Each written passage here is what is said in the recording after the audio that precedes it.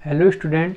तो BSc third year के अंतर्गत हम पढ़ रहे हैं टैक्सोनॉमी एंड एम्ब्रियोलॉजी के बारे में।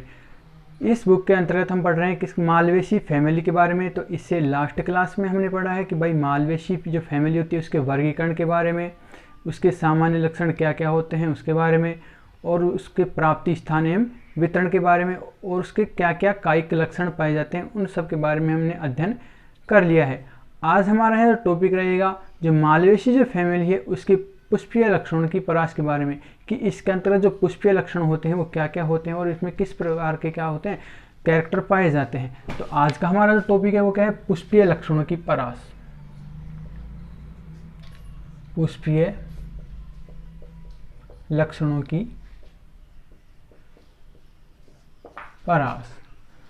तो जिसमें अपना जो सबसे पहला जो टॉपिक रहेगा वो क्या है, पुष्पक्रम। तो जो मालवेसी फैमिली के अंतर्गत जो पुष्पक्रम होता है वो अलग अलग पादपों में अलग अलग प्रकार का पाया जाता है। कि जैसे कि हमने बताया था कि जो कुछ पादप होते हैं उनमें एकल शीर्षस्थ प्रकार का पाया जाता है, एकल शीर्षस्थ प्रकार का पाया जाता है। जैसे कि पादप की बात करें तो हिबिस्कस, रोजा, साइनेंसिस जो पादप होता है उनमें एकल शीर्षस्थ प्रकार का क्या पाया जाता है, पुष्पक्रम पाया जाता है, जिसको हम सामान्य भाषा में गुड़हल के नाम से भी जानते हैं। तो गुड़हल के पादप में एकल शीर्षस्थ प्रकार का क्या पाया जाता है, पुष्पक्रम पाया जाता है। इसके अलावा दूसरा होता है अपना एकल पर्ण सम्मुख। एकल पर्ण सम्मुख ये पाया जाता है गोसिपियम स्पीशीज में पाया जाता है, गोसिपियम स्पीशीज में पाया जाता है। इसके अलावा थर्ड टाइप का पुष्पक्रम होता है वो होता है सरल सेसीमाक्सों का एसीमाक्स। ये पाया जाता है हिबिस्कस, हिबिस्कस कैनाबिनस जो प्लांट होता है उनमें सरल सेसीमाक्सों का एसीमाक्स प्रकार का पुष्पक्रम पाया जाता है। इसके अलावा कुछ जो पादप होते हैं उनमें यौगिक एसीमाक्स प्रकार का पुष्पक्रम पाया जाता है। जैसे कि हम एग्जाम्पल की बात करें तो एग्जाम्पल अपना होता है भाई काइडिया, और होता है एसीमाक्सी, एसीमाक्स प्रकार का पुष्पक्रम जो पाया जाता है एल्थिया रोजिया में पाया जाता है, एल्थिया रोजिया में पाया जाता है। तो ये तो था पुष्पक्रम के बारे में। दूसरा अपना बिंदु है इसके अंतर्गत पुष्प। तो पुष्प की बात, तो इनमें जो पुष्प होते हैं कैसे होते हैं भाई, सहव्रंत होते हैं, व्रंत युक्त पाए जाते हैं, सहपत्रिका युक्त होते हैं। कैसे होते हैं, सहव्रंत सहपत्रिका युक्त। इसके अलावा त्रिज्या समित व द्विलिंगी होते हैं, त्रिज्या समित व द्विलिंगी होते हैं। लेकिन कुछ पादपों की बात करें जैसे अपवाद स्वरूप तो काइडिया, काइडिया में जो पुष्प होते हैं कैसे होते हैं, बहुलिंगी होते हैं।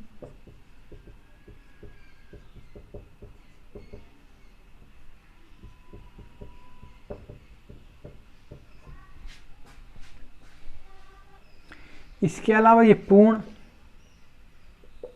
चक्रिक, पंचतई व जायांगधर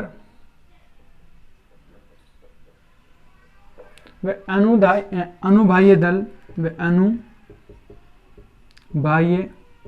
दल पुंज युक्त होते हैं।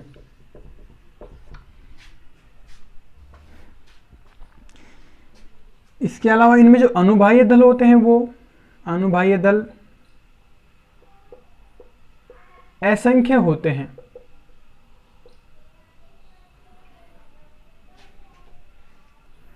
और इसके वैसे तो हमने पढ़ा है कि भाई सहपत्रिका युक्त होते हैं, कि इसमें उसमें क्या होते हैं, सहपत्रिका पाई जाती है। लेकिन हम अपवाद की बात करें तो जैसे साइडा एवं एब्यूटिलोन जो पादप होता है, इनमें जो सहपत्रिकाएं होती हैं, सहपत्रिकाएं अनुपस्थित होती हैं। अधिकांश जो पुष्प होते हैं कैसे होते हैं, सहपत्रिका युक्त। लेकिन कुछ पादप जैसे साइडा और एब्यूटिलोन में क्या होती है, सहपत्रिकाएं क्या होती है, अनुपस्थित होती हैं।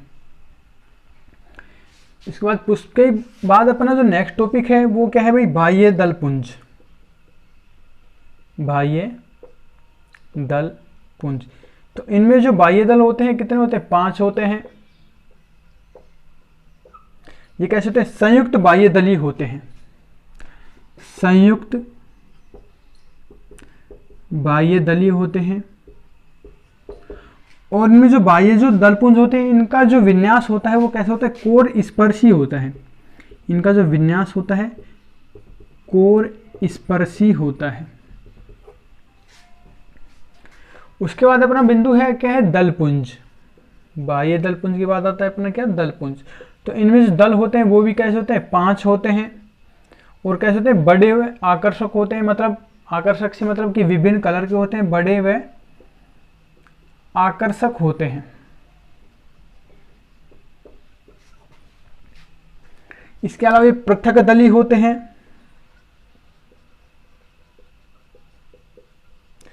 वे पुंकेसरी नाल से जुड़े होते हैं। पुंकेसरी नाल से जुड़े होते हैं। इनमें जो दलपुंज होते हैं उनका जो विन्यास होता है वो कैसे होता है, व्यावर्तित होता है। इनका जो दलपुंज विन्यास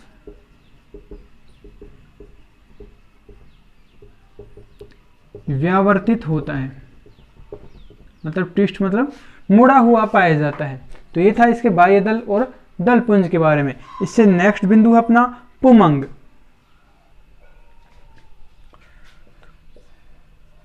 टॉपिक अपना पुमंग। पुमंग में जो पुंकेसर पाए जाते हैं, पुंकेसर कैसे होते हैं, असंख्य होते हैं, वह एक संघी होते हैं। इसके अलावा इसमें क्या पाए थे, पुतंतु। तो पुतंतुओं के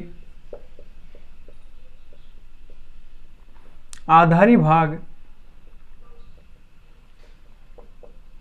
आपस में जुड़कर अंडाशय वर्तिका के चारों ओर, अंडाशय व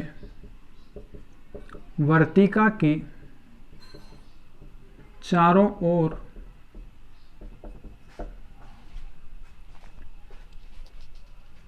एक पुंकेसरी नाल बनाते हैं। एक पुंकेसरी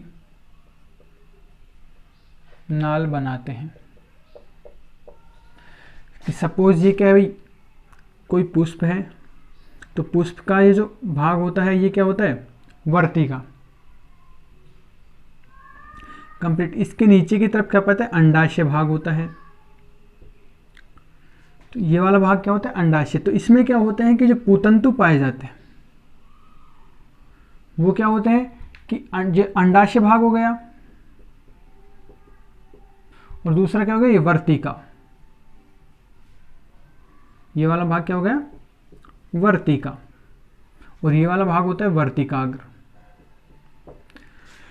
तो क्या होता है कि जो वर्तिका और जो अंडाशय होता है, इसके चारों तरफ कौन घेर लेता है, इनको पुतंतु घेर लेते हैं। और फिर वो मिलकर क्या बनाते हैं, पुंकेसरी नाल का निर्माण करते हैं। और ये है जो नाल होती है, दल लग्न होती है। दल लगन से मतलब कि ये पुष्प है, इसके बाहर की तरफ फिर क्या पाए जाते हैं, दल पाए जाते हैं। तो ये जो पुंकेसरी नाल होती है किससे, दल से जुड़ी हुई थी। इस कारण हम कह सकते हैं कि जो नाल होती है कैसी होती है भाई, दल लग्न होती है। तो इसके ऊपरी सिरे पर, इसके ऊपरी सिरे पर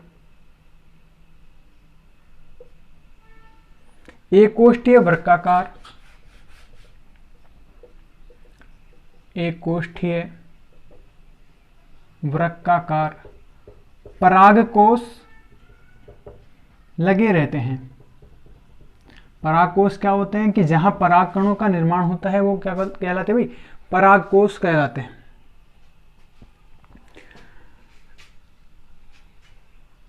तो ये था अपना पुमंग के बारे में। इससे जो नेक्स्ट जो अपना जो बिंदु है वो क्या है भाई, जायांग। जायांग क्या होता है, मादा जन्नांग होता है पुष्पों का। ये क्या होते हैं, 5 से बहुअंडपी होते हैं, 5 से लेकर बहुअंडपी हो सकते हैं। इसके अलावा जो जायांग होते हैं कैसे, युक्तांडपी होते हैं, युक्तांडपी होते हैं। इनका जो बीजांडन्यास होता है, बीजांडन्यास स्तंभीय होता है। वह वर्तिकाएं आधारीय भाग में, वर्तिकाएं कहाँ, आधारीय भाग में, या पूर्ण रूप से संयुक्त होती हैं।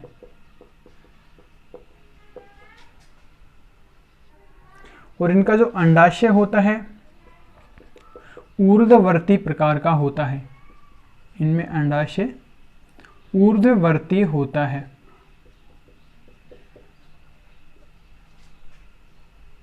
इसके अलावा हम पढ़ेंगे इसके फल के बारे में। तो इसमें जो फल का प्रकार होता है वो भी भिन्न भिन्न पादपों में भिन्न भिन्न प्रकार का पाया जाता है। तो नेक्स्ट अपना बिंदु है भी फल या फ्रूट टाइप। तो इसमें पाए जाते हैं, एक तो पाया जाता है शुष्क कोष्ठ विदारक, शुष्क कोष्ठ विदारक कैप्सूल पाया जाता है। यह पाया जाता है इसमें हिबिस्कस व गोसिपियम में। किस किस में, हिबिस्कस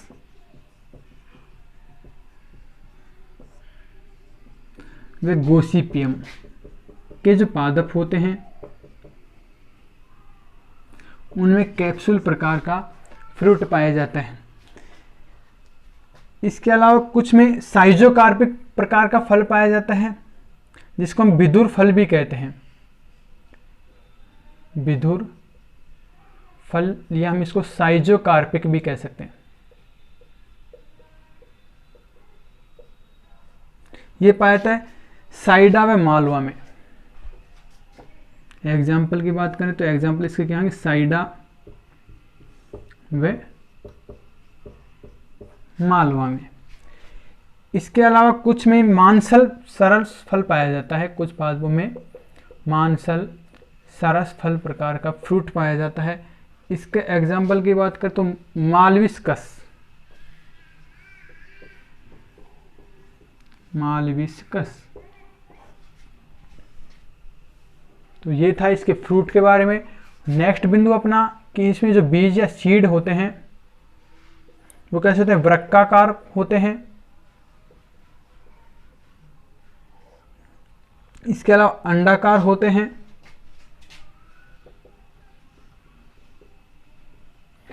और हमने बताया था कि कैसे होते हैं, श्लेष्मी होते हैं, या इसमें क्या होता है, म्यूसिलेज पदार्थ पाया जाता है। और ये कैसे होते हैं, अल्प भ्रूणपोषी होते हैं, अल्प भ्रूणपोषी